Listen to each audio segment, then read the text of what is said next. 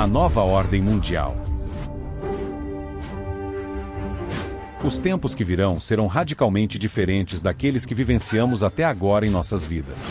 Mas serão semelhantes a muitas outras fases da história. Como posso saber? Porque sempre foi assim.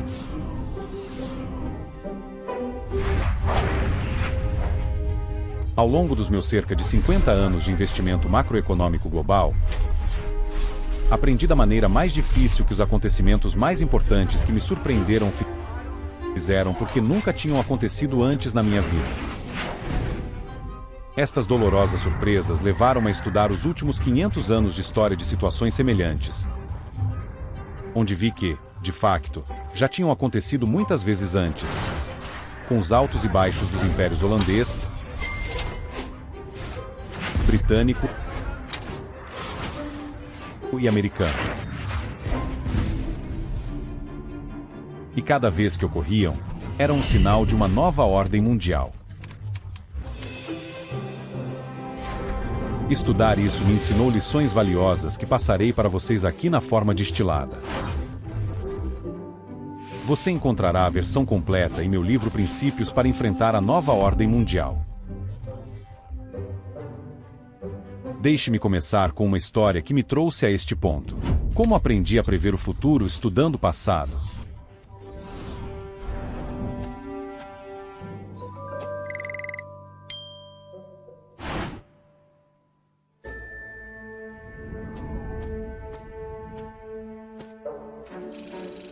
Em 1971, quando ele era um jovem funcionário da Bolsa de Valores de Nova York, os Estados Unidos ficaram sem dinheiro e não pagaram as suas dívidas. É isso mesmo, os Estados Unidos ficaram sem dinheiro. Bem, naquela época o ouro era o dinheiro usado nas transações entre países. O papel moeda ou as notas, como o dólar, eram como cheques num talão de cheques, no sentido de que não tinham outro valor senão de poderem ser trocados por ouro, que era dinheiro real. Naquela época, os Estados Unidos gastavam muito mais dinheiro do que ganhavam e distribuíam muito mais cheques em papel do que havia ouro no banco para resgatá-los. À medida que as pessoas levavam esses cheques ao banco para obter dinheiro em ouro, a quantidade de ouro nos Estados Unidos diminuía. Rapidamente ficou claro que os Estados Unidos não poderiam cumprir as suas promessas devido a todo o papel moeda existente. Portanto, aqueles que tinham dólares correram para trocá-los antes que o ouro acabasse. Reconhecendo que os Estados Unidos ficariam sem dinheiro real, na noite de domingo, 15 de agosto, o presidente Nixon apareceu na televisão para dizer ao mundo que os Estados Unidos estavam a quebrar a sua promessa de permitir que as pessoas trocassem os seus dólares por ouro. Claro, ele não disse assim. Ele disse isso de forma mais diplomática, sem deixar claro que os Estados Unidos não estavam cumprindo. A força da moeda de uma nação baseia-se na força da economia dessa nação, e a economia americana é de longe a mais forte do mundo. Assim, instruí o secretário do Tesouro a tomar as medidas necessárias para defender o dólar contra os especuladores. Ordenei ao secretário Connally que suspendesse temporariamente a convertibilidade do dólar em ouro ou outros ativos de reserva, excepto nos montantes e nas condições que possam ser determinadas, no interesse da estabilidade monetária e no melhor interesse dos Estados Unidos. Fiquei surpreso, entendendo que o dinheiro estava acabando como entendíamos. Que crise!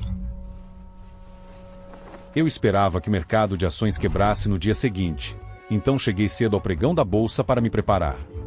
Quando o sinal de abertura tocou, o pandemônio estourou, mas não como esperado. O mercado subiu. Subiu bastante e continuou subindo quase 25%. Isso me surpreendeu, porque nunca havia experimentado uma desvalorização cambial antes. Quando investiguei a história, descobri que exatamente a mesma coisa aconteceu em 1933 e teve exatamente o mesmo efeito.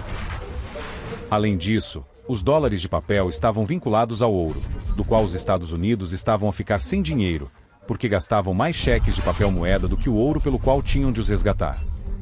E o presidente Roosevelt anunciou na rádio que quebraria a promessa do país de trocar dólares por ouro. Foi quando emiti a proclamação que institui o feriado bancário nacional. E este foi o primeiro passo na reconstrução da nossa estrutura financeira e econômica pelo governo. O segundo passo, na quinta-feira passada, foi a legislação aprovada de forma rápida e patriótica pelo Congresso, confirmando minha proclamação e ampliando meus poderes, possibilitando, diante da necessidade de tempo, prorrogar o feriado e suspender gradativamente a limitação desse feriado nos próximos dias. Esta lei também concedeu autoridade para desenvolver um programa.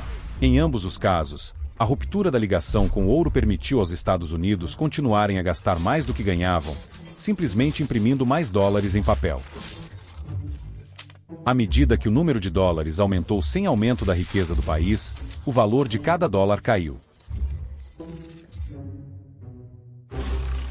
À medida que estes novos dólares entravam no mercado, sem um aumento correspondente na produtividade, eram utilizados para comprar grandes quantidades de ações, ouro e mercadorias, fazendo com que os seus preços subissem.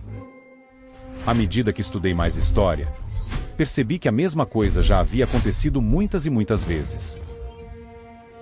Vi que desde o início dos tempos, quando os governos gastavam muito mais do que arrecadavam em impostos e as condições pioravam, ficavam sem dinheiro e precisavam de mais.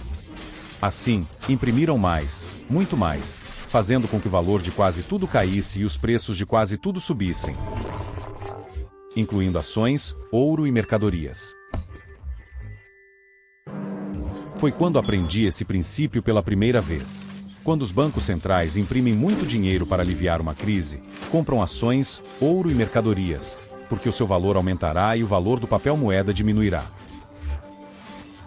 Esta impressão de dinheiro também aconteceu em 2008 para aliviar a crise da dívida provocada pelas hipotecas, e em 2020, para aliviar a crise econômica causada pela pandemia. E é quase certo que isso acontecerá no futuro.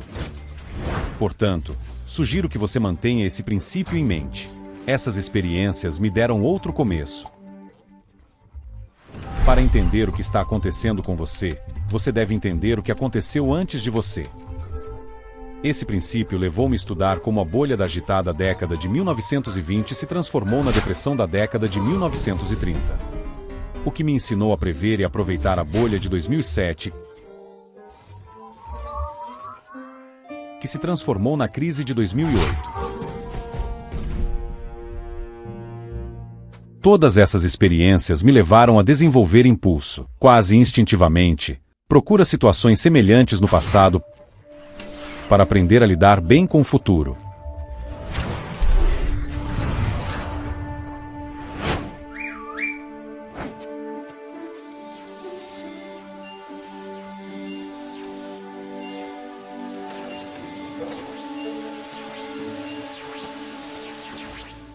Nos últimos anos, 3 grandes coisas que não aconteceram durante a minha vida me levaram a fazer este estudo. Primeiro, alguns países não tinham dinheiro suficiente para pagar as suas dívidas, mesmo depois de baixarem as taxas de juro para 0%. Assim, os seus bancos centrais começaram a imprimir muito dinheiro para isso. Em segundo lugar, surgiram grandes conflitos internos devido às crescentes disparidades de riqueza e de valor. Isto manifesta-se no populismo político e na polarização entre a esquerda, que quer redistribuir a riqueza, e a direita, que quer defender aqueles que possuem a riqueza. E em terceiro lugar, o crescente conflito externo entre uma grande potência em ascensão e a grande potência líder, como é atualmente o caso entre a China e os Estados Unidos. Portanto, olhei para trás. Vi que tudo isso já tinha acontecido antes, muitas vezes. E quase sempre levou a mudanças nas ordens nacionais e mundiais. A última vez que essa sequência ocorreu foi entre 1930 e 1945. Você pode estar se perguntando o que é exatamente uma ordem. É um sistema de governo para as pessoas lidarem umas com as outras. Existem ordens internas para governar dentro dos países, geralmente estabelecidas nas constituições. E existe uma ordem mundial que rege entre os países, geralmente estabelecida em tratados. As ordens internas mudam em momentos diferentes das ordens mundiais. E seja dentro dos países ou entre eles, estas ordens geralmente mudam depois deles. Guerras civis dentro dos países. guerras internacionais entre países. Acontecem quando novas forças revolucionárias derrotam ordens antigas e fracas. Por exemplo, a ordem interna dos Estados Unidos foi estabelecida na Constituição em 1789, após a Revolução Americana, e continua a funcionar hoje, mesmo depois da Guerra Civil nos Estados Unidos. A Rússia abandonou a sua velha ordem e estabeleceu uma nova com a Revolução Russa de 1917, que terminou em 1991 com uma revolução relativamente pacífica. A China iniciou a sua atual ordem interna em 1949, quando o Partido Comunista Chinês venceu a Guerra Civil. Você já terá entendido. A atual ordem mundial, comumente chamada de Ordem Mundial dos Estados Unidos, foi formada após a vitória dos aliados na Segunda Guerra Mundial, da qual os Estados Unidos emergiram como a potência mundial dominante. Foi estabelecido em acordos e tratados sobre o funcionamento da governação global e dos sistemas monetários. Em 1944, o novo sistema monetário mundial foi criado pelo Acordo de Bretton Woods, que estabeleceu o dólar como a principal moeda de reserva mundial. Uma moeda de reserva é uma moeda comumente aceita em todo o mundo. Possuí-lo é um fator-chave para um país se tornar o império mais rico e poderoso. Com um novo poder dominante e um novo sistema monetário estabelecido, começa uma nova ordem mundial. Estas mudanças ocorrem num ciclo atemporal e universal que chamo de Grande Ciclo. Começarei com uma breve visão geral e depois darei uma versão mais completa. Depois disso, vou encaminhá-lo para o meu livro se quiser saber mais.